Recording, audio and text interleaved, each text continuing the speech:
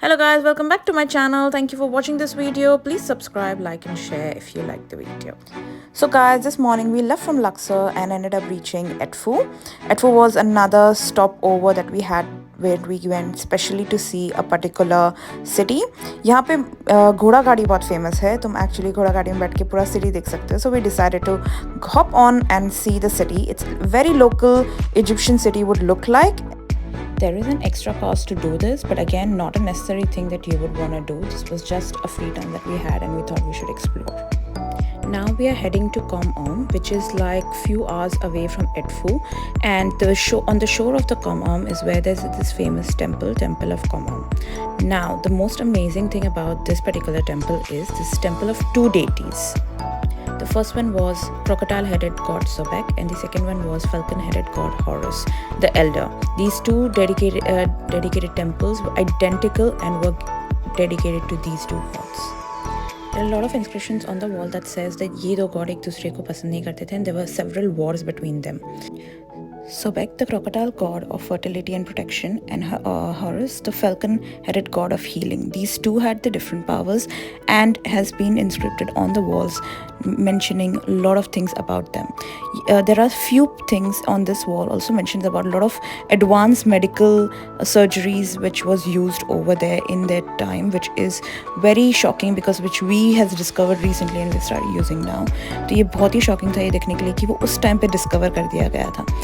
So this temple was not only about the deities and the worships, but also was used to measure the Nile river. So this is how they used to measure कि वो पानी कहाँ तक आता है, और उस हिसाब से they were even taxed the people, local people. अगर पानी कम है, it means बहाव कम आया है तो उन्हें टैक्स नहीं किया जाता था. So they were so advanced in that time as well to think that okay, how to tax, how to evaluate things, which was quite brilliant. There are a lot of things in this particular temple which also says कि एक time पर पुराने ज़माने में जो crocodile को fear किया जाता है इस bank river पे, but at the same time crocodile को पूजा भी जाता है. So there are a lot of mummified crocodiles क्योंकि crocodile को एक टाइम पे god समझा जाता था, because one of the gods in this particular temple, the deities they believe, had a face of a crocodile, and hence they believed कि वो उन्हें पूजेंगे. So this one thing which was very different about this particular temple was that that's not only just temples and offerings. There were a lot of different things you'll find in this temple, which is quite amused to see. So this is like one of the most important and the most amazing temple to see.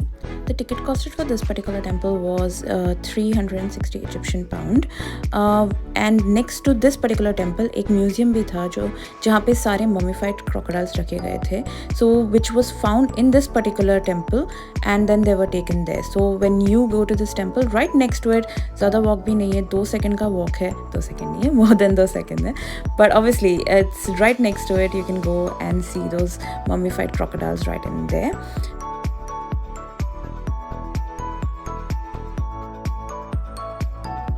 The temple looks so beautiful at night time. It was unbelievable. This is where the museum of mummified crocodiles were. So you can see how these crocodiles were mummified and kept. The museum have a lot of things and history that was found in this particular temple. So a must visit museum as well.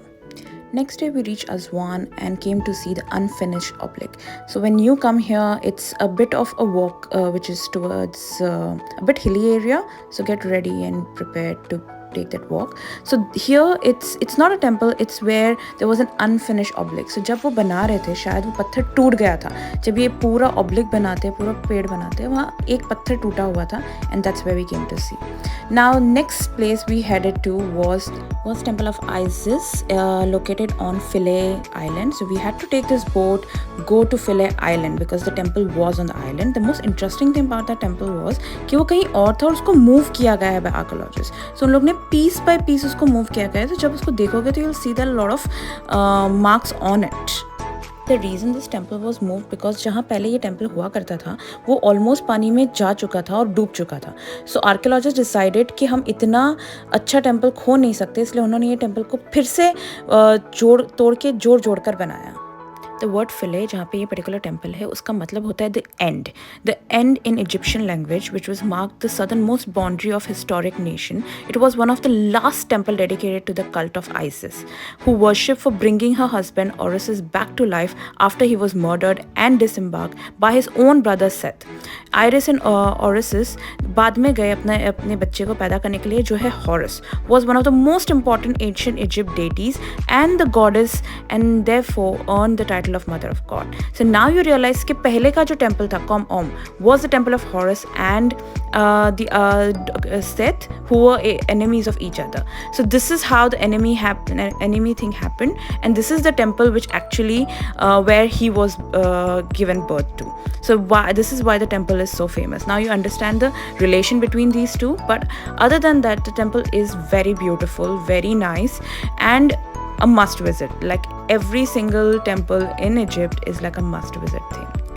कहते हैं इस temple को बाद में Egyptian era and Roman era ने add up किया और अपने खुद के टाइम के स्ट्रक्चर्स ऐड किए. So that's why you will see a lot of Roman and Greek figures on it, and that's why this temple has so many unique things and changes in it.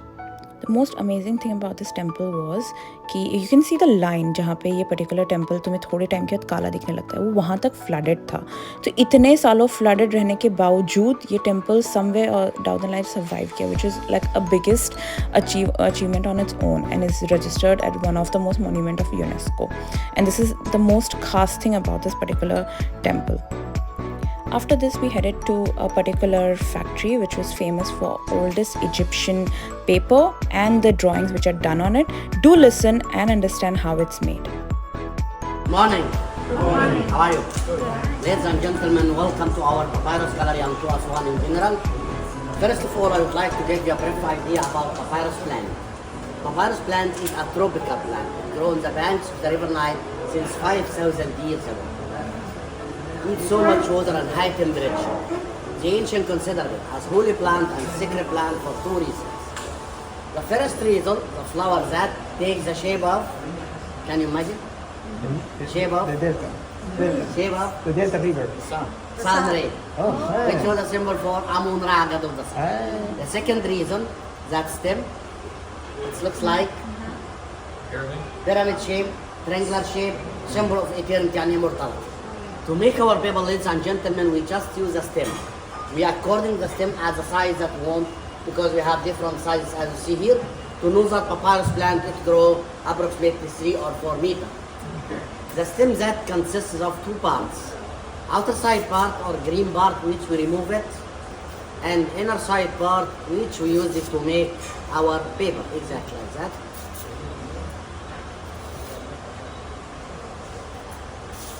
Outer side part is very strong and flexible, so they used it to make pots, baskets, mats, hats, furniture and sandals.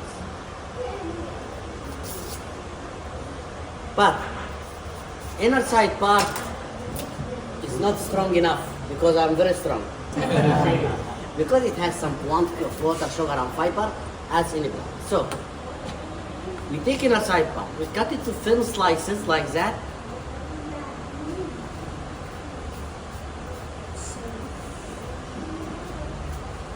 Then we roll them by rolling pin to reduce some quantity of this water and sugar. We make pizza now. We make chapati now. You like chapati? Make it or bring a delivery. Delivery, yes. Look, I make margarita. There's water and sugar and juice coming out here. Then the slice become very strong and flexible, not breakable. Then we put the slices in the water for 6 days. You have time? 6 days. Yes? Breakfast, dinner, lunch. And we change the water every day without any chemicals, without anything, just normal. Then we arrange the slices in vertical lines and horizontal lines, exactly like that. We make it vertical, then vertical,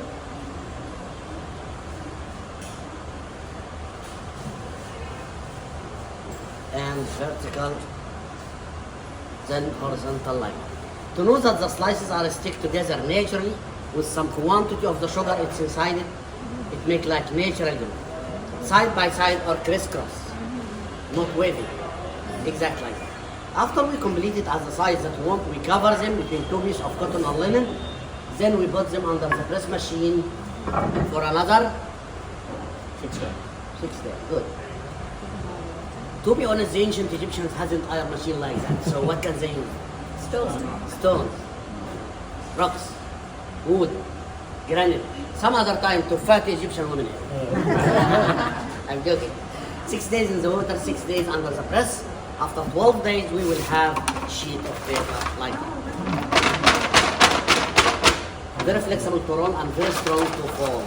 To see the difference between genuine ones and the fake ones in the street, you put the paper under the light, we will see the horizontal lines and vertical lines together.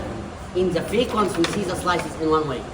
The second difference, the color of original one, it's like beige or like yellow, but the color of fake ones like White. good. The third difference, if you look here, we see some brown spots. You see? Small brown spots. As a result of oxidization of the sugar. In the fake ones, we don't see the same because they made it from banana stem, and banana stem hasn't quantity of sugar like papyrus stem. Also, we have nice taste here. What's your name? Eva? Eva? Eva and Anna, Adam. What's your name? Yes. For sure? Your husband here? Luis. This is not her name. I will show you now. Look. Eva, Eva, Eva, Eva, abracadabra.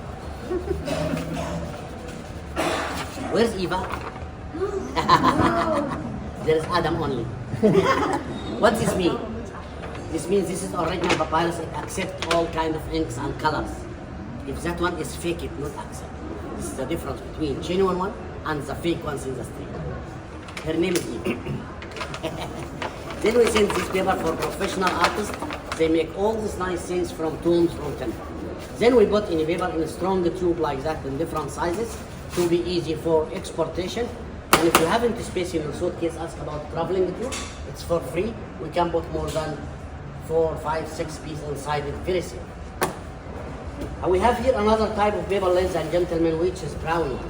Can you imagine how we make that one with the same plant without any colors? Any answer? Shorter time. Shorter time.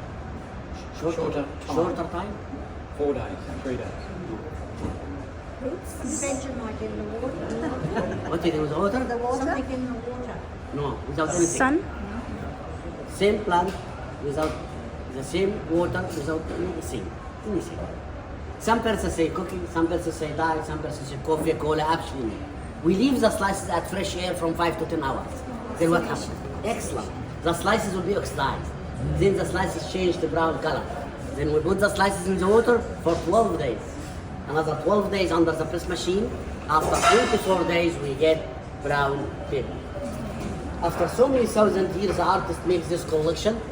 They call it like antique style. It's not antique, but they make it looks like antique style. It's like all paper in the temple and tombs. We have different story, we have different sizes and different colors.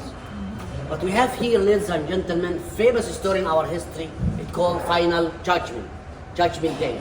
Did you see it before? The Museum of Cairo. Yeah. The ancient Egyptian believed in eternal life. We see here the dead person. He stands at front of 14 judges. They are like jury in the United States. They asked him some questions about what he did in his life. Did he kill? Did he steal money? Did he lose the night? Did he lie? And so, if all his answers were negative ones, if they raising up the key, that means he's a good man. That means he's honest man. That means I believed him, then he will go to paradise. But if all of them didn't raise up the key, that means bad man and he goes down, right? But here we see 1, 2, 3, 4, 5, 6, 7 of them raising up the key. And 1, 2, 3, 4, 5, 6, 7 didn't. In this case, he's good man or bad? Neither. We don't know. They are equal. Oh, equal. My question, where he go now? Paradise, hell, or United States? Like paradise. Because they are equal, they show him another chance by Anubis, god of mummification, who takes his heart He puts the heart in one side is a scale, in another side there is an ostrich feather, which belongs to goddess of justice and truth. This is final test for him. If the heart heavier, that means full of sins, bad man, guilty. Now punishment, whose name is hum or yum, will jump and swallow his heart and he goes to hell, no life. But if the heart is lighter, that means good man. Now Horus, god of protection, will lead him to paradise. In paradise, where he met Osiris, god of paradise, the main judge. Behind him, two women. First one, Isis, his wife, goddess of beauty and love. Second one, her sister, Nephthys, goddess of magic. We see here river Nile, symbol of life, and Lot's plant, symbol of love, and 4 kids of Horus. Also, we see here eye of Horus, god of protection. It protects all good persons here in this paradise. Finally, we see here Thoth, god of writing and wisdom. He will write here all results in this final judgment in hieroglyphic. Nice story.